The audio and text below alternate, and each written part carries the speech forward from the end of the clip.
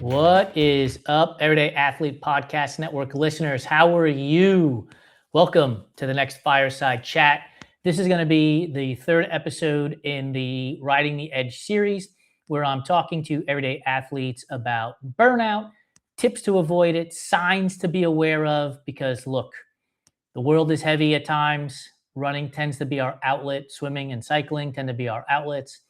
And then we can overdo it. We can easily find our way into running more miles than we should be running, skipping recovery, skipping nutritional parts of our training, and putting ourselves sort of behind the eight ball. And I wanted to get out in front of this and start talking about this more as a person who has experienced burnout, not just in sport, but also in life, even with the Run, Try, Bike and the Everyday Athlete Clubhouse and the company that we've built here.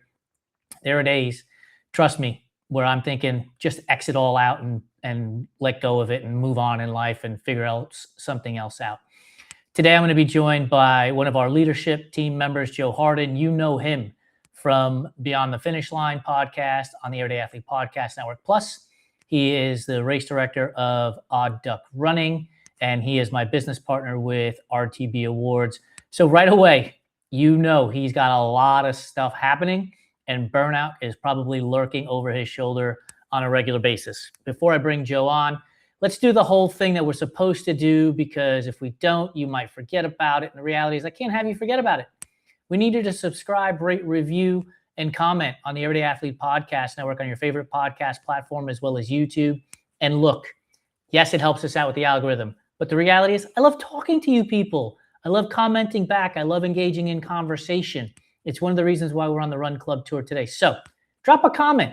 And before you decide to give us less than 5 stars, email me, jason@runtrimag.com, so that I can do everything that I can to address your issues and earn that 5th star.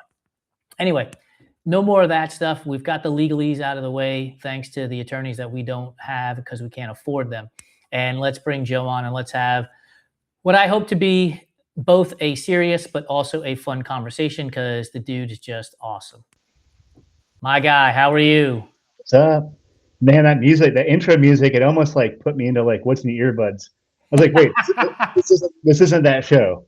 So Well, actually, that's a great segue into the conversation of burnout, because I know you and I, on Mondays, when that show gets ready to get queued up, we look forward to that show. And I'm guessing, dude, it's got to be because of what a shit show of a day Monday has been. yeah, oh my God. Yeah, it's like it's funny, like, just to be transparent, it's like sometimes we're like, oh, we have a show tonight, and this is like about 30 seconds in, I'm like, oh, all right. Like, yeah, this is what I needed today. I don't disagree with you, dude. There are days where I can be sitting on my couch and I'm like, oh, I got to get on Restream, got to queue it all up, and then we start bullshitting in the back room, and it brings everything together. And let this be the first tip for anybody out there who is feeling burnt out. Like, seriously, call your people, man. Like, get in front of them, call them. Dude, did I tell you when we were in Pittsburgh on Saturday? I think it was Saturday, the day before. No, it was Friday before the race, which was on Sunday. I called Santino and I was like, dude, I know you're not here and you're missing this, but I just wanted to check on you to make sure you're all good. And we talked for like maybe 10 minutes, man. And it was just awesome to get in touch with him and talk to him and talk us both off the ledge, right? Like, I was bummed that he wasn't there. And I know you talk to a lot of people. Like, when you have those conversations, like, what does it feel like? Does it feel like the world just feels a little less stressful? Oh yeah, and it's funny. It's funny how different my conversations can be with different people or the same person but on a different thing. It's like, like me, you and Derek have this, like, it's obviously just like nonsense. And then we have a group chat with Santino. It's just like, I feel bad because it's like 90% me just like, I have an idea and I just like vomit onto that text message, but I have to like get this thing out, and it's like nobody Yes. else that's like in my perimeter and on day-to-day basis understands. And then it's like, then I have like a Facebook message with that's a lot of us talking about dogs, and then it's like Instagram and it's like, I'm just sending each other the most unhinged shit. It's like, So yeah, I do. I have like many streams of that, and then I have people that are like odd, odd duck in that orbit that send me stuff, or like, just I love how random it all is. If you like zoom out, it's so funny, like how, but they do. It's like every time, or Chris Cedar sends me music stuff, or it's just yeah, I have like a lot of that, and it's you don't realize how supported you are until you like sit back and think about like 8 people might reach out to me on a given day, if not more. And it's just like it's almost like you're kind of it's like a new benchmark for being rich, I guess, is realizing that you have like all those people that you can, even if it's just for bullshitting about nothing. But Yeah, dude, that's favorite. that's the perfect thing, right? Because yes, you, Derek, and I have that thread on Instagram that's rolling. You, Santino, and I have the text message thing that's rolling. I get emails from people. I get text messages from people. I get DMs from all different parts of the world with all different topics. And here's the thing, dude. And here's why I encourage people to take a step back. There are days where I'm going through it, right? Like we're trying to build this company. We're trying to get the attention of an audience and grow it because we want people to feel like they're at home here in this endurance sports world, because a lot of times they can feel like they're left out in the cold.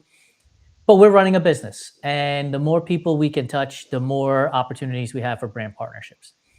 And so there are days where I'm going through it and I'm like, man, that reel or that carousel or that post just isn't doing well. And I think about the business. And then all of a sudden there's a text message from you, and there's a text message from Santino. And then some person who's in the Everyday Athlete Clubhouse that I haven't seen or heard from in some time reaches out, and they're like, hey, by the way, and I start to realize, like, how fucking lucky am I? I have all of this stuff here, and it reduces the stress so much. I was going to put a number on it, but I can't, because I don't know what that number is, but it's a lot. Yeah, absolutely. You can't really quantify something that's it's definitely like a priceless commodity, is having like people. Yeah. And so when you're going through it, dude, let me ask you this. I'm going to put you on the spot, because I think that one of the reasons why people gravitate towards us and towards RTB and ODR. And for those of you who aren't in the know, ODR is on duck running and RTB is run, try, bike. We throw these acronyms around like as if everybody knows. Yeah. But I think the reason why people connect with us is because we are open and vulnerable and honest, right? When you're going through it, it's a day where it just feels like nothing is going right. Do you tend to find yourself going into I'm going to steal your name, the tortoise shell? Or do you find yourself stepping out of the door and being like, I need to go talk to somebody? Oh, this isn't good, but I internalize it until I can't anymore. So I do. By the way, I'm going to interrupt you, because you say this isn't good, but this is who you are, and who you are is good. So it is what it is, man. Yeah, it's just like sometimes. So I do like I go into my shell until it has to come out, but sometimes it doesn't always come out like when it probably is like when it should happen. It's like sometimes it's like forced out by circumstance. But I'm certainly getting way better at that, because it's like I mean, you know how like you've known me long enough where you know how I operate. It's like if I have an idea, I just have to I have to Yeah. like throw it. I have to get it out on into the universe like as quickly as possible. I don't Of the know. I don't know many what it is. things that I love about you, that's one of the best of it, dude, though, because I'm the same way. We're entrepreneurs. We have ideas. Let's execute. Let's fail fast. Yeah, I mean, it. I feel like it's like one of my strong suits. It gets me in trouble too, but it's like my ability to just like put it out there and then figure it out later. It's just how I operate. It doesn't always work out well, and I have to do there's like a lot of painful learning as you go. But that's how I operate, and I don't want to like fight it. So, but yeah, so I'll like internalize it for a little bit and just like, oh, I have to get this out, and it's just like, but yeah, so it's a little bit of both. Like I'm getting better. Like I realize I need to if something's bothering me, I'm trying to do better about saying it instead of like letting it build up to where it's like it ends up being resentment, and that person doesn't even know that I have that problem. Yes. Like I'm so Yes. bad at that, and And I recognize that now. So that's something I'm, still working on. It's like, I'll be like pissed. I'm like, they don't even know that I have like a problem with this. Like, how dumb. Like, so just like be an adult, say words. So obviously trying to work on getting better at that. I think that that's the reality for all of us, man. Like, I know there's going to be somebody out there who's going to raise their hand and say, no, if I have an issue, I tell people straight up. And I'm like, yeah, that's bullshit. Right. Like, no, you don't tell everybody everything. Like, come on. Like, stop putting that out there that you're just flooding the market with everything. It kind of goes back to the whole thing on social where people are like, oh, I show you everything I do. And it's like 0% chance you show everything that you do. It's Yeah. 0%. Like, stop, don't bullshit the bullshitters, man. Like, cut it out. Yeah, absolutely. Yeah. I would be, if I showed everybody everything, oh my goodness. He'd be like, what? I would like to think I'm as transparent as I can be, but you do have to hold some things like close. Yes. Like, yeah, But here's the there are thing. that's sacred. Yes, there are things that are sacred, but here's what I hope and what I want the audience to know, right? As because burnout is going to show up in a myriad of ways. You're going to start to say, I have to do this instead of I get to do this, or I really don't want to do this. And the thing that you love, you start to despise and hate. Here's my hope for people is post whatever you want to post on social media. That's fine. But reach out to the people in your world when you are in need, right? And I'm making this statement to you, Joe, and it's so for all the world to hear. Like, don't worry about whether or not I'm busy, right? If you want to call, call, and if I can't answer the phone, I won't, right? But I think we've gotten to this place in the world where we're like, I don't want to bother this person, but we're boys. You're my guy. Like, I want to be there for you. I'm gonna be there for you. And if I can't answer the phone in the moment, I won't. But I don't want you to feel like, oh, this thing with ODR is happening and I can't get through it. And you start to hate it and like looking around, like, who do I call? Who do I talk to?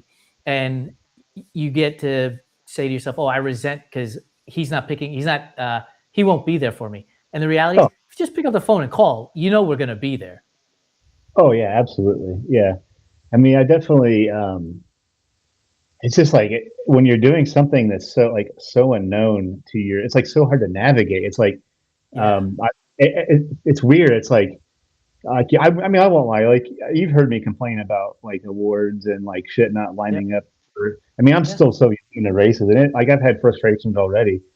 But I was thinking about this today because, I'm in a big ass hurry. I'm just now packing for my backyard tonight. And I was like, damn, I didn't even have time. Whatever. And I was like, I was thinking back to like me a few years ago when I just had like this desktop laser and I was just doing little like crafts and stuff for trade shows. And I dreamed about being at the point where I am now. And I'm like this is where I wanted to be. Like, you know, am I some like, big, you know, nationwide, awards maker? No, but um, I couldn't have dreamed having, even as big as it is now. It's not like huge, but it's for, for as little as I've been doing it. I think that's just something I was trying to take like inventory of, like even earlier today, just thinking about all the stuff I had to get ready. But I think that's the key, right? I think one of the keys to avoiding burnout is perspective. Because if you're capable of gaining perspective, so I talked to Laura Thornton today for she's at Laura on a mission on Instagram and Threads, and I had a conversation with her for about 40 minutes, and she asked me my story, and I think for the first time in a long time, I pressed the rewind button all the way back, and shared my entire story with her, and as I was going through that, dude, I was like, shit, man. Like, imagine telling that kid who's 12 years old that you're going to own a company, that you're going to be partners with some dude from Indiana in an awards business, helping with events in the running space. Like, there's no way on this green earth you would have thought that. Even at 33, you wouldn't have thought that. And that's damn cool. So, and I say that in this manner. And the reason I'm saying that is there are moments where I'm like, I don't know what I can do to help Joe with ODR. I don't know what I can do to help with RTB awards. And if I stop to think about the fact that I'm even having that conversation, like how can I help with 2 companies that I'm a part of? Yeah. That's everything. Yeah, I mean, like, and I would think it's like so hard to. I think it's the reason why it's so hard to like ask for. It's like I don't. I feel like I just figuring out what I need, like kind of as I'm doing it. Like I don't know if that makes any sense at all, but I'm like, it's just like so crazy. But I was just, but yeah, going all the way back, it's just, I guess I couldn't, if, if I was able to talk myself like 10 years ago, I wouldn't have believed me, you know? So, Yeah. I mean, obviously, like, I mean, burnout is, I ride that fence like all spring. And I mean, I get like a little bit of downtime after the first week of December. And then I just like melt for like a Yeah. month and a half and just like stay in the woods. But I've been trying to like really think about the fact that I do like, I do get to do this. Um, you know, I'm just, I, it's just weird. It's like all these stars aligned. I just happen to be in the right place at the right time. And that's how this all started. And it's crazy to think about that this all kind of came from the fact that, like, when I was getting sober, I just needed something to do with my hands. So I Yeah. bought woodworking equipment. Like, I spent $100 on woodworking equipment 7 years ago. It's like, what? Like, yeah, I just need something to do. I needed something to do. I've shared a million times. I've been on a I've been 7 years sober. And I occupied so much of my time like drinking or being hungover. I just needed something to do with my Yeah. energy. So it's just crazy to think about. It's just like it started with a trip to Menards to a hardware store to buy a little bit of woodworking tools to like now I don't know where I'm going to put more stuff in my shop. And so I'm thinking, I may have to eventually get a bigger building or, maybe someday or get better at organizing my crazy ass shop. But so it's Well, just crazy to think about it that way. But that's our goal, is to get you into a bigger shop.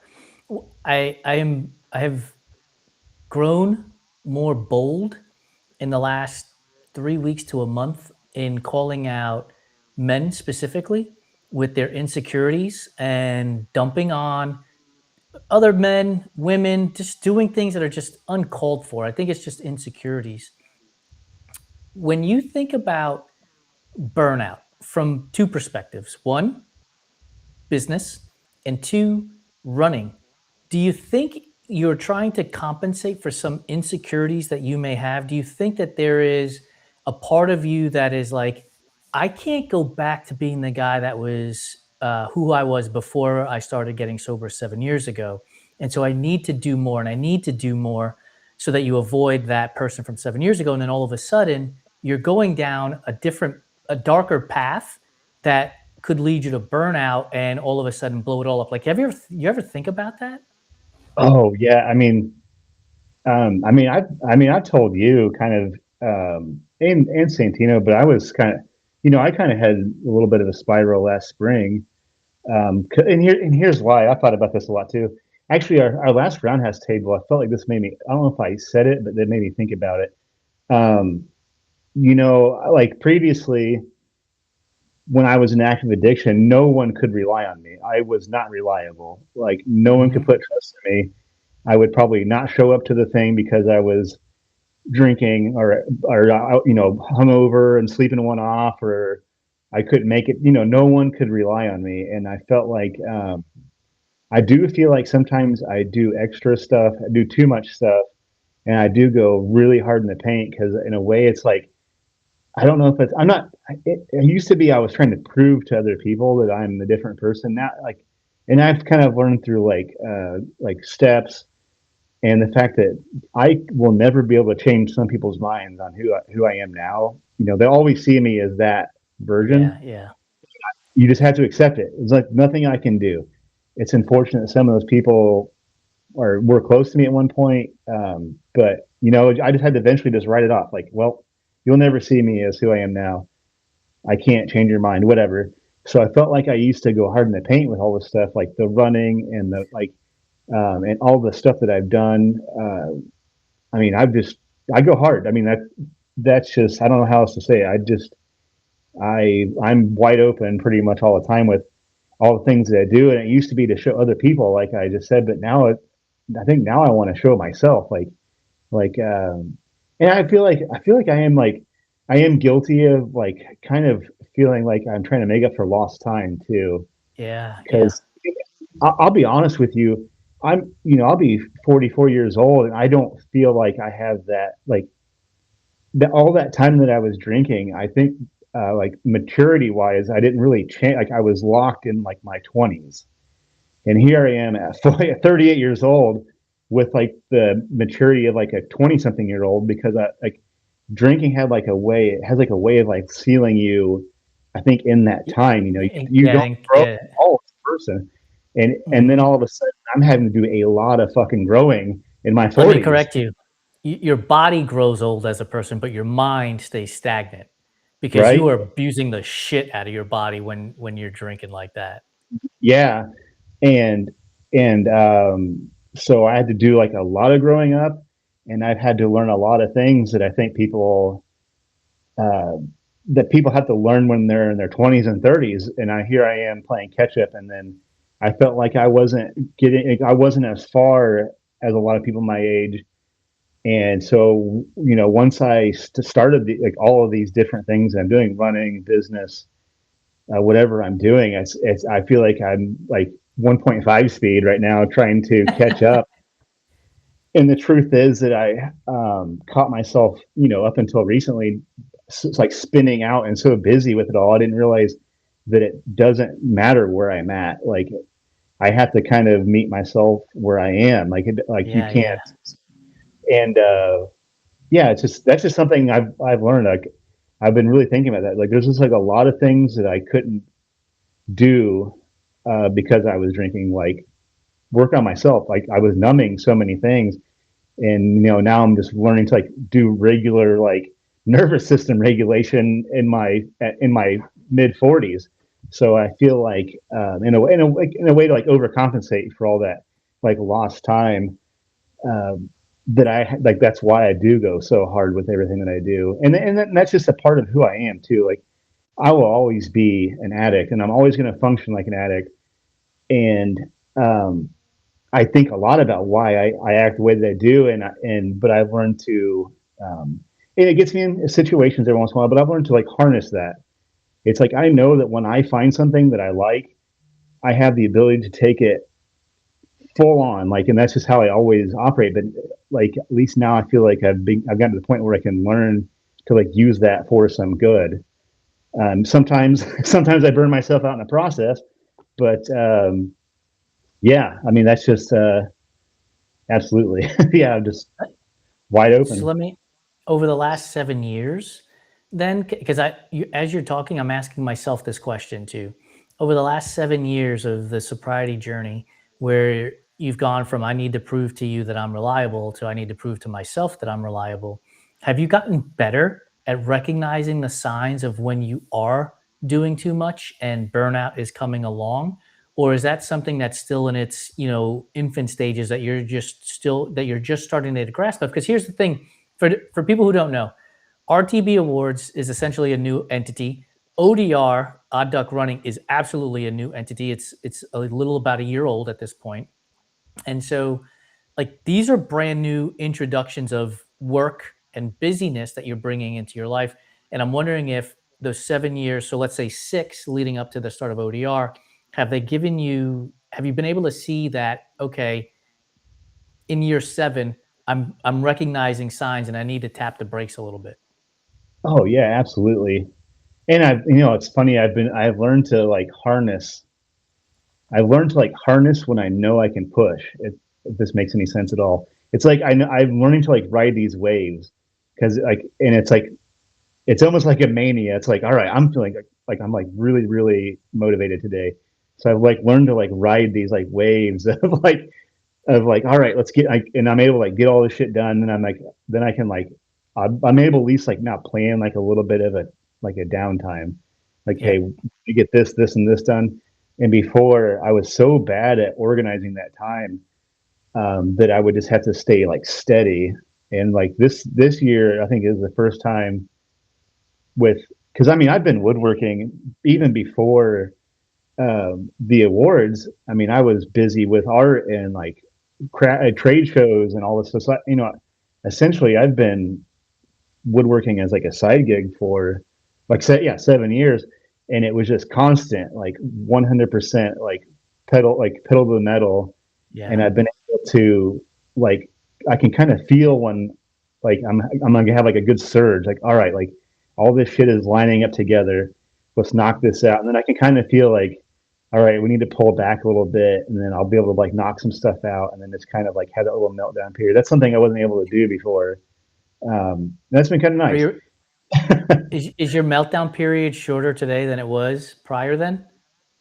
Yeah. Like Yeah. before, I would just like work myself to like a putty, and then not be able to do anything for 2 days. Now it's like I'll be able to, like, I can comfortably take like a Sunday and just kind of exist, and then I know that I got to hit it hard, these next few days. So it's been kind of nice being able to kind of like at least organize when those times come. One of the things that, for those of you who are following us at Run Try Bike and the Everyday Athlete Podcast Network, know that Lori and I were just in Europe for basically, we were on the road for 3 weeks, but we were in Europe for about 10, 12 days, somewhere in that vicinity. And one of the things I was concerned about was the time zone difference, right? We're going to be 8 to 9 hours ahead of the West Coast, 5 to 6 hours ahead of the East Coast. But let me tell you, dude, because I was frazzled. I was on the edge. I was like, oh my goodness, how are we going to do all of this stuff? And I was introducing burnout on the company into the conversation because I was so concerned about all this stuff. But I will say this, there were just every day we were over there, right? If I woke up at 6 or 7 a.m., you're talking basically 10 p.m. on the West Coast, right? 1 a.m. on the East Coast. So nobody's awake. Nobody's doing it, right? So I go all the way until noon. Then I start posting. And then by 6 p.m. In Switzerland or France and London, all of a sudden, like my day is over. And so it was one of the greatest ways to reset and avoid burnout because I couldn't control it. Like, what was I going to do? Stay up till 4 a.m. to type out a post? And so I asked that because that was accidental, but it has taught me that, look, dude, the world is still going to spin. People are going to comment on a post, whether you put it up there at 7 a.m. in London or 7 a.m. in New York. It is what it is. You can't control that stuff. Have you ever had like a happy accident, shall we say? Go back to Bob Ross. Have you ever had a happy accident when it has kind of helped you reset your mindset as you were leading and running towards burnout? Oh God, I mean, hell, that one we had, that thing I had this week with that, with the, I mean, I don't want to say names, but I had a whole race series, that Yeah. fortunately had some, clerical errors that were beyond me, and I made a bunch of the wrong stuff, and um, that problem was addressed, and it turned out that that was a happy accident because it means I don't have to make as much stuff, and um, maybe that doesn't mean we won't get to invoice as much for that thing, but it's just like, hey, cool, that sucks, pay closer attention next time. Yeah. But but yeah, it was a happy accident. So here I am. I was kind of on the edge anyways. I'm like, oh my God, I have so much to do. Like, so that to me, that was a happy accident. And going back on what you said, I've missed messages or emails from clients, whatever, and maybe it took me 24 hours to respond, and I realized that that's so hard to do, is to not respond right away to quotes or inquiries. But it's just like, it's okay if you wait 12 hours or so Yeah. sometimes to respond to somebody, and if they don't give you business because of that, then that just means that it doesn't work out, and maybe you don't have the same boundaries as that person. So, and that's been kind of a happy accident. It may have just been like it got lost in like the shuffle or whatever, and it was like, and I responded to it and I saw it, and maybe it didn't work out, or it did. But that's just been my latest thing, because there's always like a sense of urgency to like respond Yeah. right away when somebody wants something, because you're afraid you're going to lose a sale. And that's something I learned to let go of. We can't get them all, and rarely do. I Right. mean, how much stuff do we quote out and how much do we get? It's, every single person that runs a business based on that quote knows you don't get a lot of them. At least, at least in the trail running space and the running space, there's so much out there, and that's fine. Like, and that's okay too. If you don't get a quote, it just wasn't meant to be. So I feel like that's been kind of happy accidents too. Maybe there was some big commission. Maybe we missed. Maybe our numbers didn't work. Maybe. Yeah. But maybe it just wasn't meant to be, and maybe that was a happy accident. Then you get to take on something else that maybe works out better. I said this when I was training sales reps in my prior life. Like, if you close 20% of your business, you're a champion. Like, you're a champion. And so I always reflect on that, because I think to myself, because to your point, dude, I work myself up into a lather. If I get an email from a client, in my mind, I don't say to myself, oh, this is going to be a good email. They love what we're doing. Hey, we want to give you more money. In my mind, it's always like, you stink. This is terrible. We're canceling you, right? Like, I work myself up into that negative lather, which can also lead to burnout, because your heart rate goes up, your anxiety and your stress level. And instead of responding to the email in a calm tone, you're now giving away the store, instead of being like, no, this is the value that we have and this is what we're doing. And if this is unacceptable to you, then that's okay for us to walk away too. There are so many ways for us to get into the pitfalls of burnout. And I think it's just important that people hear these conversations, one, so that they know that they're not alone. Because if you're an entrepreneur, you're dealing with this. If you're an employee at a company, you're dealing with this. If you're an athlete, you're dealing with this. Because I was told around 2011, 2012 by my then coach, Maria Simone, Jason, stress is stress. Your body does not know if it's caused by a 5-mile run, or if it's caused by something happening at home or something happening at your office. And I've never forgotten that statement. And I think for entrepreneurs like you and I, dude, that probably bears more weight than it does for those who aren't running their own business, where everything is imperative in terms of sales, but you've got to control that, because otherwise you're going to lose your mind when it comes to this stuff. How do you make it work? Because look, you're not only running RTB and ODR, you're training, you're heading out this weekend for a backyard ultra, plus you got Vol State coming up this year. You're also an employee for a corporation. You're also a spouse. You're also a dad. You're also a pet owner.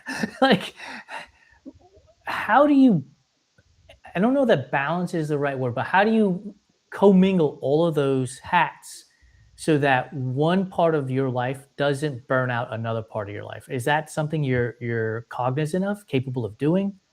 I'm very cognizant of it, and sometimes like, unfortunately, I'm so aware of some things that I do that slide that sometimes there is like I do have like some guilt, because like, I could be better at being present, and that's something I'm working. Like, my kids are older, and like, my son graduates in a couple weeks, and I'm like, man, I feel like I lost a lot of time because I work so much. But I feel like what I have to do now, and they're like their own adults now. So when I do get to like actually have a conversation with them, I try to make it like pretty meaningful. Like, I guess I mean, I hate to say that I don't get to have like small talk with my kids much, but they're teenagers and you don't really get to. So it's like when you get those pockets where they're like this, I try to like make the most out of the moment. And maybe it's intense to them, but it's just like, I have a lot of things to say to you. So it's like, I feel like sometimes it's like 2 weeks worth of stuff that I mean to like say to my kids. But and yeah, it's just like, I'm not good at, I feel like I juggle a lot of things, but I'm not good. Yeah. I'm good. I can really only whole ass one thing, and then I can half ass a bunch of other things. So it's like, when I'm finally at a certain process, I have to give 100% of my time to that thing. And it starts out as like I'm doing 12 things, but it's like I get those 12 things to a point where I have to like focus only here, only here, only here. I know that sounds wild to most people, but that's just sometimes how I have to do that. But so it's like, when I do make time and have chunks to spend time with somebody like a friend, which I don't really spend much time with friends, or dogs or my kids. It's like it's like I have to be very intentional and very like intense in that moment with them. It's like Yeah. I have to get the most out of it. Hopefully that makes sense to anybody listening. Dude, it makes total sense. I think if we're not intentional, we're constantly scrambling.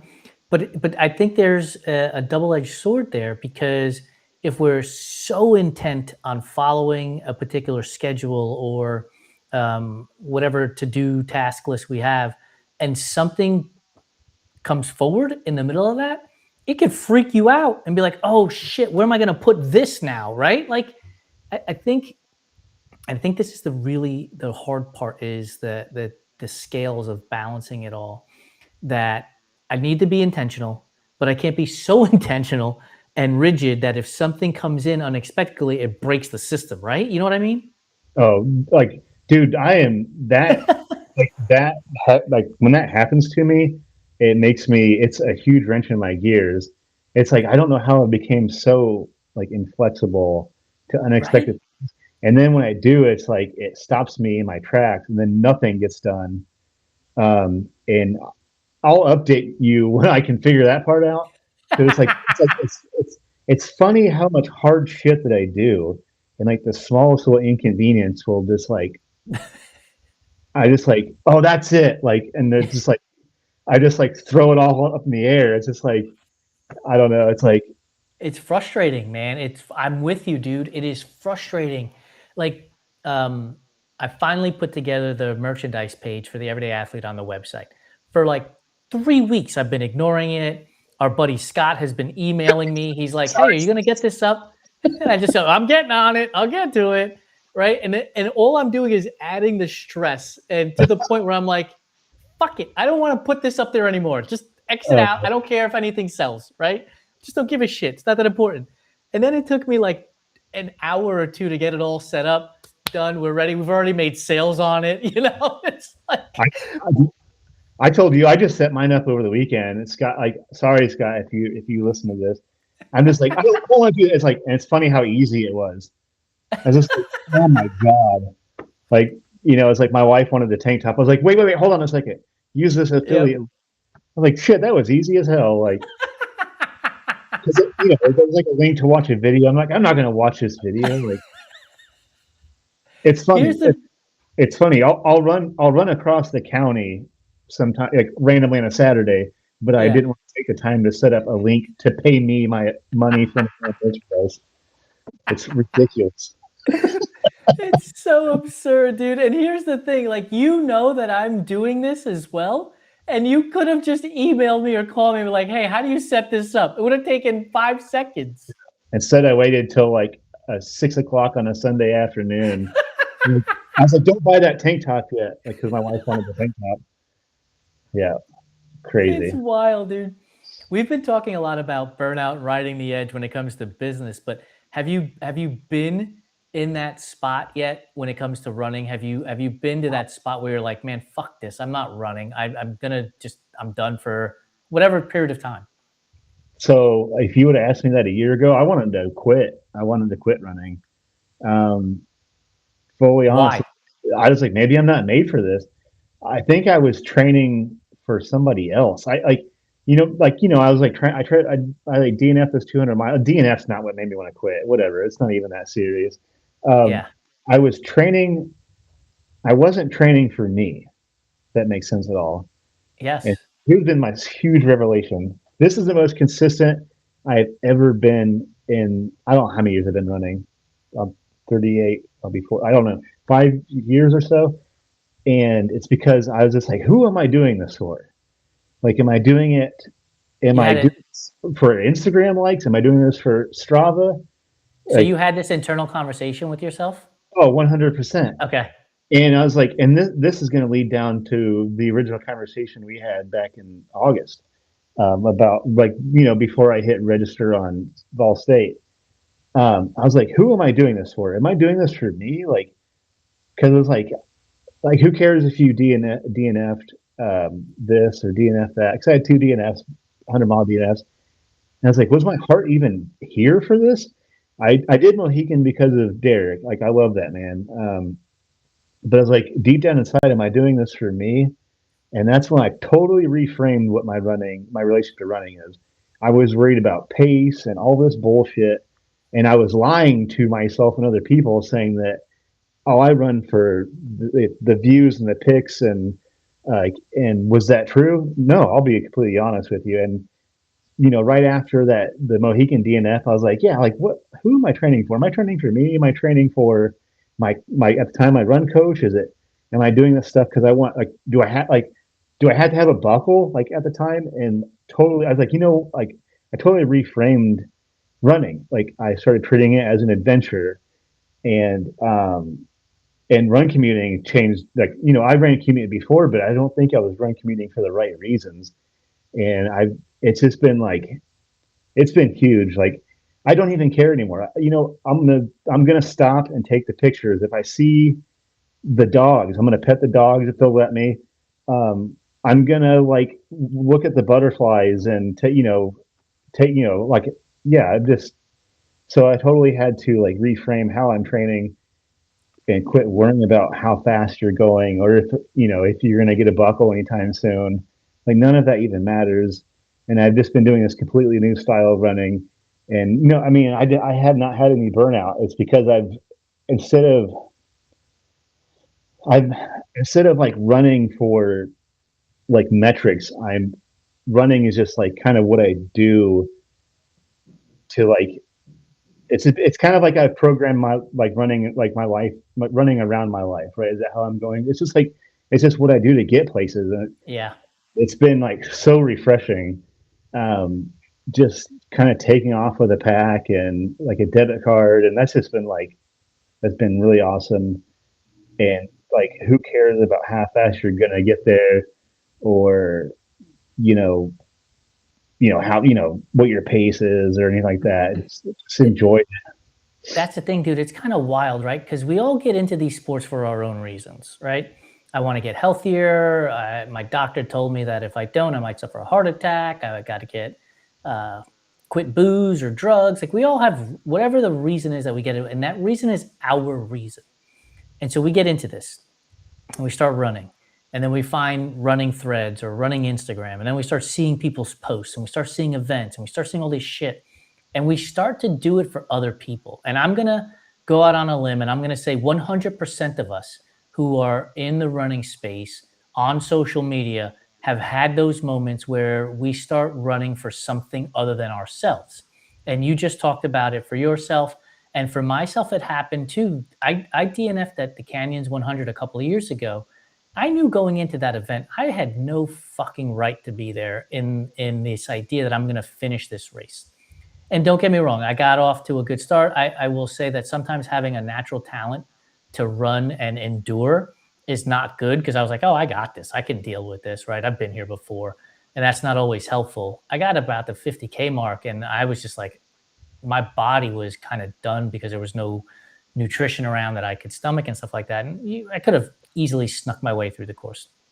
But I DNF'd, and I realized, like, I was doing this for a pat on the back, kudos on Strava. I DNF'd at Javelina because I had a health scare for myself where my kidneys were achy, and you know we just started talking about this run club tour, and it was going to be the first time I would run a marathon in 14 years. And when I tell you that running for myself to be a part of the community changed that entire marathon, right? I ran with Santino for 15 or 16 miles, and I was on my own for the last 10, so the last 15K ish. But I wasn't out there alone because I had you, I had Derek, I had the RTB community, I had the EAC members. Like, all of a sudden, it was all of these people were cheering me on to help me finish, as opposed to me thinking I need to run so that they can be proud. Like, they were already proud of me. And I say that to you as well, because you're going to go to this Backyard Ultra this weekend. This podcast episode will come out after the Backyard Ultra, but then you're going to go to Vol State. And there's going to be a moment, especially during Vol State, because it's going to be so long, where your mind is going to go all over the place. I'm telling you right now, dude, I love you. I am proud of you for putting on your shoes and getting to that start line. however long it takes you to get across that finish line is however long it takes you to get across. We are all proud of you for doing it. And I think when we hear that from our friends, from our family, from our community, it changes the why I'm running it from I need to impress you so that you can give me a heart on Instagram to you've already given me the heart and it's not on Instagram, which helps me move forward. You know what I mean? Oh, absolutely. Yeah, it's funny just changing like why you're doing something when you're doing it for yourself and like having that support. It's amazing what how far what that, like what that'll do for you, and it'll drive you to. Yeah, absolutely. Yeah, I think it's one of the coolest things that I have seen probably with the company and just for me personally in the last 2 years is we're building this community for each other so that people know that they're not alone in these sports, that they've got people that are supporting them. One of the greatest kicks I get, dude, is on Fridays when I post the reel or the story wishing the EAC members good luck at their races coming up. Like, I just feel like I'm on their team. I feel like I'm at the race rooting for them. I just think it's so fucking cool to know that we've built this thing where people Yeah, are like, yeah, Joe's in my corner, Santino's in my corner, Dr. Lori's in my corner. I got this. yeah, absolutely. Yeah, it is nice to have like which I need to. I guess I didn't put this weekend's race in the Slack Thanks, dude. channel. It's my bad. I'm writing it down right now, so I will update it. Don't worry about it. It was kind of a on the whim backyard ultra, I guess. So let me ask you this: Where the whole idea is riding the edge of burnout and identifying, signs. And I think we've talked a lot about signs, but do you have any tips for somebody who might see themselves in some of the signs we've shared with the audience so far? Is there a tip or things that you can help them with? I would say, and this is something that I'm trying to get better at also, but I feel like I've made a little bit of headway with, is before you get to the stage of burnout, and that's kind of my reframing lately, is um, make sure make sure when you're taking on like I take on more than I can handle a lot, but You think? make sure that you're taking on things that mean something to you. Yeah. Like yes, like like I just packed up 100 or 80. I don't know. I think 80. I sent you the quantity earlier. A lot of podium awards, and um, but it meant something to me. But also, God, when I put those in the box, I was just like, oh, okay. But, um, but but when you take on stuff like that and you take on too much, make sure it's at least a labor of love. Because if Yeah. not, you're gonna be burned out and you're gonna hate what you're doing. I may be burned out a lot, but to me, it feels worthy. Like, and I know it sounds maybe from the outside looking in, all this crap that I'm taking on, not crap, but all the stuff I'm taking on may not make any sense. But like, I talk with you and Santino all the time, like how I want these pieces to fit together, like the Yep. awards, merch, um, what else have I got? The events, sorry. And having the spotlights, and I've got some other things kind of brewing in my head with like integrating ODR and the EAPN community down. I haven't said it out loud, but I know it's worth it. Like I know like I'm tired a lot and I'm overwhelmed, and sometimes I can't. I like that conversation the thread that Lori had earlier. I think that might have been Thread or Instagram. I don't know which one, but I was talking about how I'm guilty of like having blinders on. So Yeah. it's like I only see this thing, and I sometimes lose sight of things around me, and that sucks. Obviously it's always something I'm working on, but just know that when you're in those moments that what you're working on, you need to know and deep in your core it's worth it. And I know that all of this stuff is worth it, and it's going to come Yeah. together. It's just crazy right now. and there's probably always Dude, going to be some element of that to it. But here's the thing. So I told you I talked to Laura Thornton this morning, and she was like, "So what's the future look like for you and the company?" And I explained it to her this way. I was like, "We're building a silo of stackable pieces, and ODR is at the base because we want people to come into the front door through ODR, become a part of the community, do the events that we're going to be building, not just in Indiana, but also in Arizona and elsewhere. And once you get into that door with ODR and you get handed an award from RTB Awards for your finish, right? All of a sudden you're there. And then we're going to ask you to share your story and tell your story about what you just went through and the award that you got. And all of a sudden that goes on to RTB.com. It also goes on to the RTB social media posts. And then we invite you into a podcast. And so now we're having that conversation with a podcast. And so we're stacking these pieces in a way that allows us to reach the everyday athlete while also not burning out, because you and I are going to be at ODR, you and I are going to be at RTB. Santino comes in with the RTB and the community manager piece.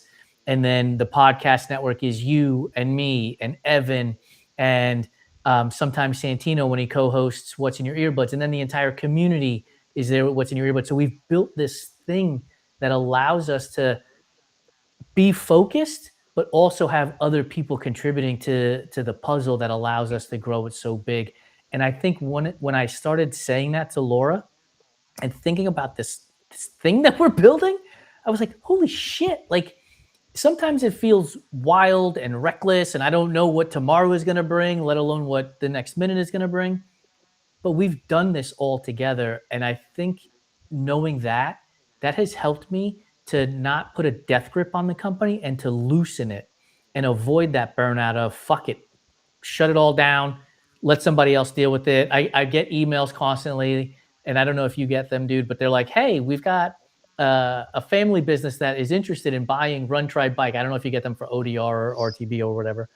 And yeah. there have been times where I'm like, sure, take it. I'll take 30 cents on the dollar. I'm good with it, right? You want this? How's your sleep? Do you like worrying about bullshit at 2 a.m.? Sure. Yeah, because it's gonna happen. But yeah, dude, it's like fucking cool to be like, man, we've got it. We're doing it. We're here.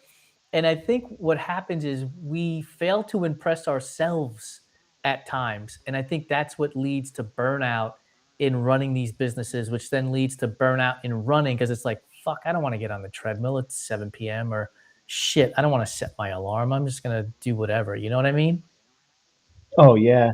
It's, you were talking about something that dawned on me is how well I did at a recent ultra. And I was thinking about like what led to my key to success, and it was because I didn't have like this huge workload to come back to. Like I ran like one of the best 50 milers I've ever ran a couple weeks ago because like I got on a trail, like I don't have any work waiting for me when I get home. Yeah. Like all I have to do is just go 52 miles north right now. That's the only thing I have to worry about. I know that's maybe not related to directly what we're talking about, but I was just thinking about that. No, but it is. I was just like, oh my God, this is so like, I'm not going to think about like, is this shipment going to make it to fucking Dearborn, Michigan or wherever? Like there's nothing pending right now. It's like so freeing. Like, yeah. But that's the key to it, dude. That's the key to avoiding the burnout. Like I ran 10 minutes faster at Pittsburgh about 5 or 6 weeks after Oakland. And it's because I wasn't worried about shit anymore. Like I was like, I gave you the story of how when we were in Europe, I couldn't control time. Like I don't have that ability to control time. And so it was like, okay, shit, this is what it is. And you got to live with it.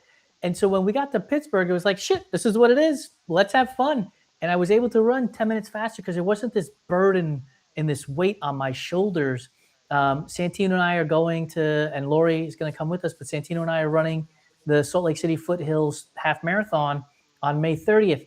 And I just can't wait to get out there and get on the trails with Santino, who's not a typical trail runner, and just take pictures and fucking have fun with it all. You know what I mean? Yeah, it looked like he was on trails today too. Yeah, he was. Yeah. So rad. Oh man. I called him. We had a call with a client, and he was at the trailhead finishing. And he's like, man, I just finished like 4 miles with 800 and something feet of climbing. And I'm like, yeah, exactly. I'm like, dude, you do realize like that's probably about 50 to 75 feet a mile more than we're going to have in Salt Lake City. Like, if you do that, you'll be fine, man. What's what like? Isn't Western States like 350 feet a mile or something? Western States, Somewhere in there, it's right? about 24. I think Western States is 24,000 feet of elevation gain, so it's about 240 foot a mile. Oh wow, yeah. So yeah, Santino was on pretty much on target for Yeah, one of the arguably maybe top somewhere up there in the hardest 100 milers, I guess. But that's the other thing, right? We have to lean back on our accomplishments too, right? Like you making the statement that Western States is one of the hardest 100 milers out there, knowing that I have finished that event, right? Like I should take pride in that and not just dismiss it like I've done it, right? I did it. Or even like right now where the hype is about Cocodona, and like I've done it. I've done Cocodona, and the irony, dude. And I get lost sometimes, and I'm sure you do too. Like, oh, I've talked about Cocodona before.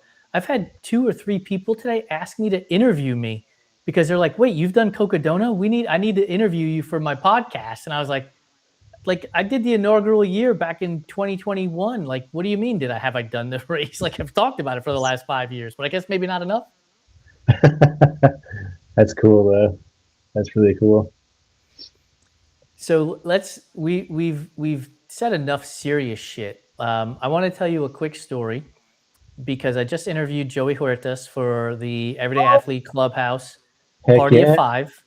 Party of Five, for those of you who don't know, if you're outside of the clubhouse, is an opportunity for our members to get to know each other, where I interview them and ask them, who are 4 people you're inviting to dinner? What are you serving them for drinks? And what are you serving them for food? And when I asked him who his everyday athlete was going to be for the invite, and I told him it doesn't have to be a clubhouse member, it could just be somebody you run with that we don't know. He pointed at you, dude. He said, I would love to have Joe at the dinner party, man. Oh man. Yeah, Joey is cool as a cucumber. Yeah, one of these days me and him are going to figure out where I can pace him for something, or because he's really not that far away when you look at the grand scheme of how spread out we are. So that's cool. Yeah, I really like Joey a lot. I tried to get him to hustle in the Heartland. He's like, oh, I need to meet Joe. I would love to meet Joe. And I was like, look, no pressure. But by the way, you have the greatest salesman around you, Joe, because I tell everybody about this event. I'm like, we're all going to be on October 10th at Hustle in the Heartland. And he's like, oh, I'll have to look into that. He sent me a DM today. He's running a marathon on October 10th already as it is, so he won't be able to be there. But I've been trying to get Val and her crew from Pittsburgh up there because I think they'd be a blast to have at Hustle in the Heartland too. It sounds like I need to get this 24-hour idea like on paper so we can get some of these people that want to come out to one of these things. For sure, dude. So here's the other thing in my conversation with Joey. He said, and here's where we don't have a lot of self-awareness of who we are. He said he was nervous to come on the show to chat with me. He's like, because you are always laughing and smiling and just look like you're having a damn good time. And he's like, and I don't know if I do that. Like, I don't know if I know how to laugh as much as you. And so I was worried about it. And like, think about that from a stress perspective, right? Where we're like, oh shit, I can't go do A or B or C because of the person I'm supposed to be doing with. Man, let me tell you something. If you're hanging out with Joe Hardin, Santino Williams, Lori, Derek, like, trust me when I tell you, we are going to open up our arms and we're going to bring you in and hug the hell out of you because we just want to have some fun. I'm a much sillier goose in real life, so you don't have to. if you could be a fly on the wall in some of the shit that I send everybody in in the Instagram chat. Yeah. Or just come to a race, dude. Like when we're like, if I'm at the start line of a race and I'm not dancing and laughing, I'm doing something wrong. The race is going to be a shit show if I'm not singing and dancing and laughing. Trust me. Yeah, we'll have to get Joey out for something. Yeah. Well, he's not that. He's like a couple hours from you. He told me. Yeah. Not very We'll have far. to make that happen. Well, dude, I appreciate you. You have got to pack your car, get ready to head out for your backyard ultra. I'm sending you all the positive vibes and love. Thank you for sharing your time and some insights into dealing with burnout as an entrepreneur, dealing with burnout as a runner. I think a lot of people are going to get value from that. So I appreciate you, dude. Oh, great. Yeah, hopefully it made sense for some of that. It's like that was a very intimate look into how Yes. this thing on my shoulders operates in a very strange way. Even when I'm in the middle of it, I'm like, God, what's happening? But dude, I think that's the shit, right? Like people are looking for authenticity. And if authenticity is however you just delivered the message, then that's what it is, as opposed to some contrived scenario. I was on a podcast earlier this week. They sent me all the questions and I didn't look at them. And I told the host when he opened the show, I was like, by the way, I haven't looked at any of the questions. Like when you ask me a question, you're going to get my heart on the mic, and whatever my answer is, my answer is. And he was like, that's fine. Don't worry about it. Yeah. Yeah. I don't think I could even, if I wanted to, rehearse this nonsense. You're getting it like no filter, just out.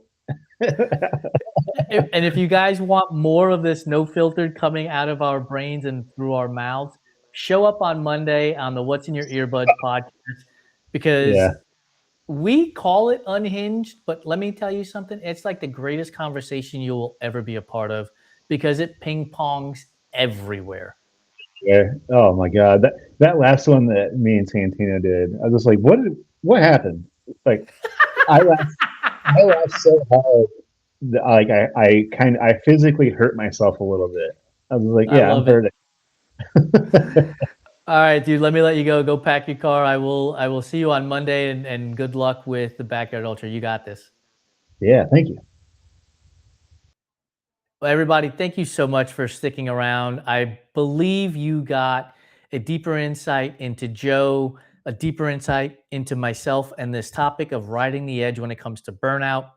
We've given you some tips. We've given you some things to look out for, and we're going to continue this series. There's going to be more blog posts written as opposed to podcasts. But as we get more people who are willing to be open and honest about burnout, where they've been, how they've gotten through it, we will bring it to you in some form or fashion. I'm excited about this.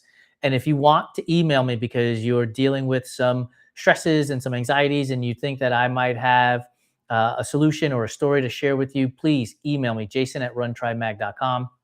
I'm going to let you go for this week, but please don't forget to subscribe, rate, review the Everyday Athlete Podcast Network on your favorite podcast platform, as well as YouTube. The conversations are meaningful for us. We love them. It does help us with the algorithm. Don't let anybody fool you. That helps with us for sure. But we do just love talking to you folks out there, because we know that sometimes endurance sports can be lonely and you wonder if somebody else is going through it. And we're here to tell you, yes, and we are the ones going through it. So we'll see you next week on the next Fireside Chat. I really appreciate your time. I hope all is well. Have a good one, everybody. We'll see you.